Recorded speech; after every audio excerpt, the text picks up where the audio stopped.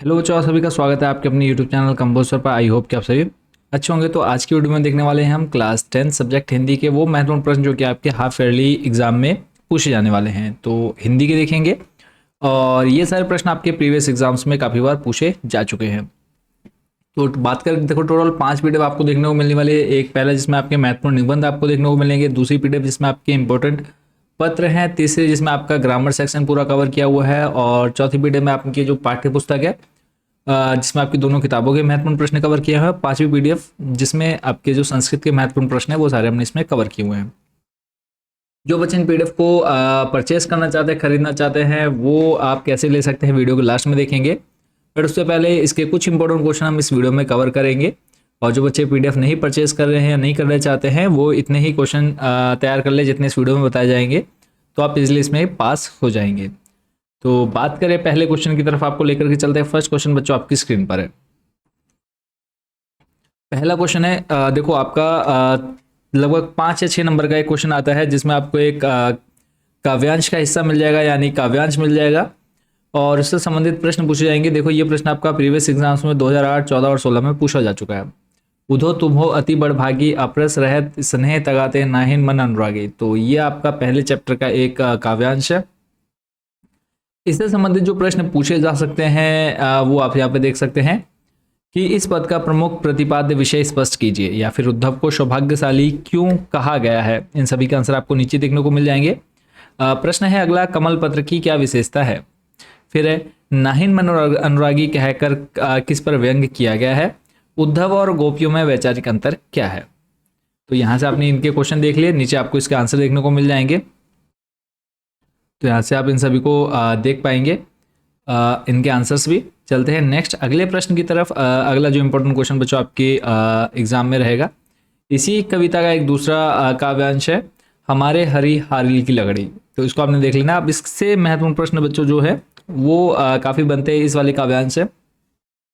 जैसे पहला है, हारिल पक्षी की लकड़ी किसे कहा गया है।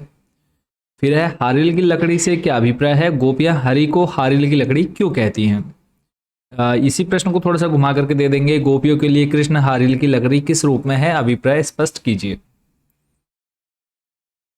इसी में ये क्वेश्चन देखो आपका कितना, लगभग 4 से 5 बार ये आपको घुमा फिरा करके पूछेगा, तो कंफ्यूज नहीं होना है। अगला प्रश्न है आपका, गोपियां किसे संबोधित कर रही है इस काव्यांश में। फिर है, चेतन अचेतन अवस्था में गोपियां क्या करती है।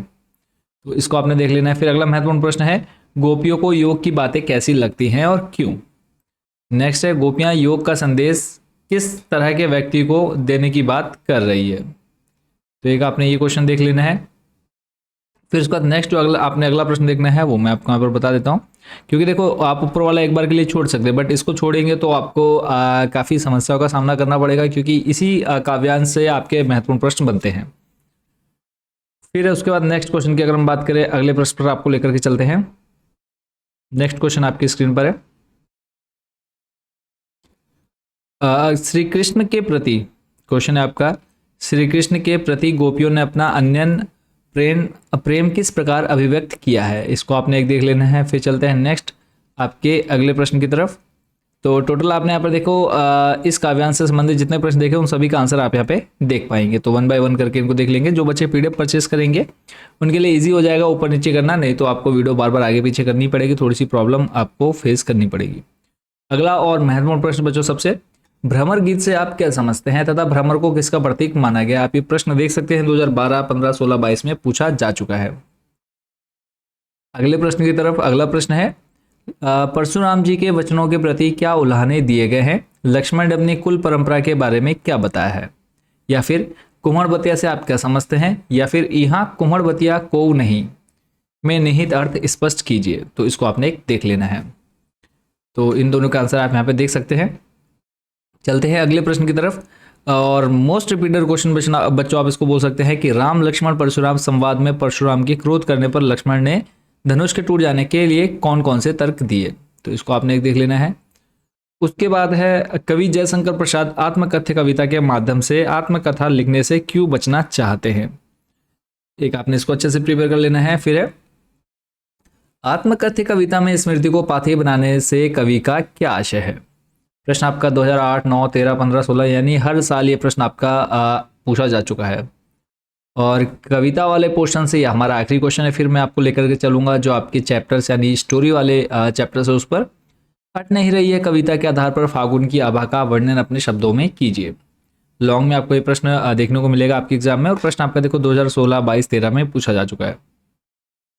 अब कुछ क्वेश्चन देखेंगे हम जो आपके कहानी वाले हिस्से से आएंगे, ठीक है, उस पर लेके चलता हूँ मैं आपको। पहला प्रश्न यहाँ पे आप देख रहे हैं, सेनानी ना होते हुए भी चश्मे वाले को लोग कैप्टन क्यों कहते थे। और ये प्रश्न आप देख सकते हैं 8, 10, 11, 12, 13, 15, 17, 19, 22 यानी हर साल ये क्वेश्चन आपका आया ही आया है, तो इसको आपने एक मोस्ट रिपीटेड क्वेश्चन में डाल देना है। नेक्स्ट क्वेश्चन आपने देखना है, कैप्टन चश्मे वाला यानी जो कैप्टन था वो मूर्ति का चश्मा बार बार क्यों बदल देता था। नेताजी का चश्मा पाठ के आधार पर उत्तर दीजिए। तो एक आपने ये देख लेना है। फिर है, नेताजी का चश्मा पाठ के आधार पर स्पष्ट कीजिए कि हालदार साहब चश्मे वाले की देशभक्ति के प्रति क्यों नतमस्तक थे। तो ये आपका एक महत्वपूर्ण प्रश्न रहेगा। फिर है अगला प्रश्न, नेताजी का चश्मा कहानी से प्राप्त संदेश को स्पष्ट कीजिए। तो ये आपने एक देख लेना, पूरा लॉन्ग में आपको देखने को मिलेगा।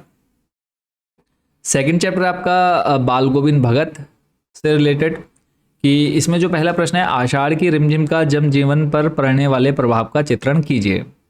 दूसरा है, बाल गोविंद भगत के मधुर संगीत की विशेषताएं बताइए। इन दोनों को देख लेना है। फिर है, पठित पाठ के आधार पर बताइए कि बाल गोविंद भगत की कवि पर श्रद्धा किन किन रूपों में प्रकट हुई है। प्रश्न आपका 2010, 14 और 23 में पूछा गया है। अगला प्रश्न है बाल गोविंद भगत चैप्टर से ही, कि भगत के चरित्र में साधु मनोवृत्ति वाली कौन सी विशेषताएं थी, या फिर बाल गोविंद भगत के व्यक्तित्व पर प्रकाश डालिए, या फिर क्वेश्चन आपको दे सकता है बाल गोविंद भगत के व्यक्तित्व की विशेषताओं का निरूपण कीजिए। सारे क्वेश्चन आपको सेम टू सेम देखने को यहाँ पर मिलने वाले हैं, तो इसको आपने प्रिपेयर करना है। चलते हैं नेक्स्ट क्वेश्चन पर लेकर के आपको। अगला जो महत्वपूर्ण प्रश्न रहेगा बच्चों वो आपकी स्क्रीन पर है, इन सभी को आपने पॉइंट वाइज याद कर लेने हैं। नेक्स्ट बच्चों क्वेश्चन आपका, मोह और प्रेम में अंतर होता है। बाल गोविंद भगत की किस घटना के आधार पर इस कथन का सच सिद्ध करेंगे। तो एक आपने ये देख लेना है, लॉन्ग में आपका ये बच्चों प्रश्न पूछा जाएगा। फिर चलते हैं नेक्स्ट, अगला जो प्रश्न है आपका, लेखिका मन्नू भंडारी के व्यक्तित्व पर किन किन व्यक्तियों का किस रूप में प्रभाव पड़ा। तो ये प्रश्न भी आप देख सकते हैं 2008, 9, 10, 12, 17, 13, 23 और 15 यानी हर साल ये प्रश्न भी आपका बच्चों रिपीट होता आ रहा है। तो ये तो बात हो गई जो हमारे पाठ्य पुस्तक से रिलेटेड क्वेश्चन है उनकी। अब बात करते हैं उन क्वेश्चंस की जो आपके पत्र लेखन हो गया या फिर ग्रामर सेक्शन। पहले हम कुछ निबंध, मैं आपको यहाँ पर 2 निबंध बता देता हूँ, बाकी जो बच्चे पीडीएफ परचेस करेंगे उनको सारे निबंध एक्सेस हो जाएंगे। तो पहला निबंध है योगासन और स्वास्थ्य 2010, 16, 19 में पूछा गया, तो एक आपने ये प्रिपेयर कर लेना है, यहाँ पे आप सामने इसको पढ़ लेंगे पूरा। और जो दूसरा निबंध आपने देखना है वो है सूचना प्रौद्योगिकी, तो एक आपने इस निबंध को तैयार कर लेना है। अगर आपको निबंध के जो 8 या 10 नंबर हैं, अगर उनको आपने ईजिली गेन करना है, अगर आप वो लेना चाहते हैं निबंध के नंबर, तो 2 आपको मैंने यहाँ पर इंपॉर्टेंट बता दिए। बाकी जो बच्चे पीडीएफ परचेस कर लेंगे उनको ये सारे जो है एक्सेस ईजिली मिल जाएंगे, ठीक है, इन सभी को आप उसमें ले सकते हैं। तो ये उपसंहार खत्म हो गया। बात करते हैं पत्र की। यहाँ पे 2 पत्र मैं आपको बता देता हूँ जो कि महत्वपूर्ण रहेंगे, बाकी सारे जो रहेंगे लगभग 4 से 5 पत्र है और निबंध भी सेम वही हैं, तो जिनको सभी के सभी एक्सेस करने होंगे वो बच्चे पीडीएफ परचेस कर सकते हैं। आपको यहाँ पर अवकाश यानी 15 दिन, 10 दिन, 5 दिन के लिए अगर आता है लिखने के लिए अवकाश के लिए, तो आपने जो पैटर्न है वो आप देख सकते हैं यहाँ पर किस तरह से लिखना है। सेवा एवं प्राचार्य केंद्रीय विद्यालय हरिद्वार, आपने जो भी आपका रहेगा उसमें क्वेश्चन में वो आपने यहाँ पर भर देना है, बाकी आपने अपने अकॉर्डिंग डिटेल लिखनी है। और एक आपका ये हो गया पत्र छुट्टी के लिए। दूसरा है आपका अतिवृष्टि के कारण मार्ग अवरुद्ध होने से आपके गांव शहर का जिला मुख्यालय से संपर्क टूट गया है। मार्ग चालू करने हेतु जिलाधिकारी को प्रार्थना पत्र लिखिए। आपका काल्पनिक नाम काका गा है, तो ये आपने एक अच्छे से इसको तैयार कर लेना है। पूरा यहाँ पे आपको सॉल्यूशन दिया, आप यहाँ पे पढ़ सकते हैं, बाकी इसको आपने लिखना अपनी लैंग्वेज में है। तो ये तो हो गए पत्र 2 इंपॉर्टेंट। बाकी इसके अलावा जो हमारा ग्रामर सेक्शन आता है उसमें पूछा जाता है हमेशा सकर्मक अकर्मक से 2 क्वेश्चन आपके पूछे जाते हैं, तो आपने ये देख लेने हैं। फिर उसके बाद नेक्स्ट जो है वो आपसे जो पूछा जाएगा वो है समुच्चय बोधक शब्द छाट कर लिखने हैं, तो कुछ आपको यहाँ पर दिए गए हैं। इसके अलावा क्रिया विशेषण बच्चों आपके एग्जाम में पूछा जाता है, और या बात करें अव्यय पद छाट करके लिखना है, वो सारे आपको यहाँ पर इन पीडीएफ में क्वेश्चन देखने को मिल जाएंगे। अब बात करते हैं जो बच्चे पीडीएफ लेना चाहते हैं वो कैसे ले सकते हैं। तो कुछ सिंपल स्टेप हैं जो आपको यहाँ पर फॉलो करने होंगे। तो पहला स्टेप है कि जो बच्चे डायरेक्ट व्हाट्सएप पर लेना चाहते हैं इन सभी पीडीएफ को, तो पहले आप इन पीडीएफ की सभी की जितनी 5 पीडीएफ देखी इन सभी की कॉस्ट आप यहाँ पे देख सकते हैं। स्क्रीन पर आपको इन सभी पीडीएफ की कॉस्ट देखने को मिल रही होगी।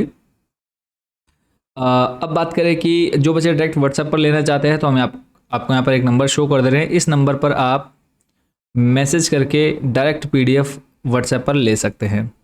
नंबर आपको स्क्रीन पर दिख रहा होगा, इस नंबर पर सिंपली आपने मैसेज करना है। आपने मैसेज करना है आपकी क्लास, सब्जेक्ट और कौन कौन सी पीडीएफ लेनी है। अगर पूरा कंप्लीट हिंदी चाहिए तो वो भी आपने बता देना है। तो हम आपको एक क्यूआर कोड दे देंगे, उस क्यूआर कोड पर जैसे आप पेमेंट करेंगे पीडीएफ आपके व्हाट्सएप नंबर पर इजीली अवेलेबल हो जाएगी। क्लियर है। और उसके बाद बात करें कि जो बच्चे डायरेक्ट व्हाट्सएप पर ना लेकर के वेबसाइट से लेना चाहते हैं वो बच्चे क्या करेंगे, तो उसके लिए सिंपली गूगल में जाके आपने सर्च करना है कंबोजर।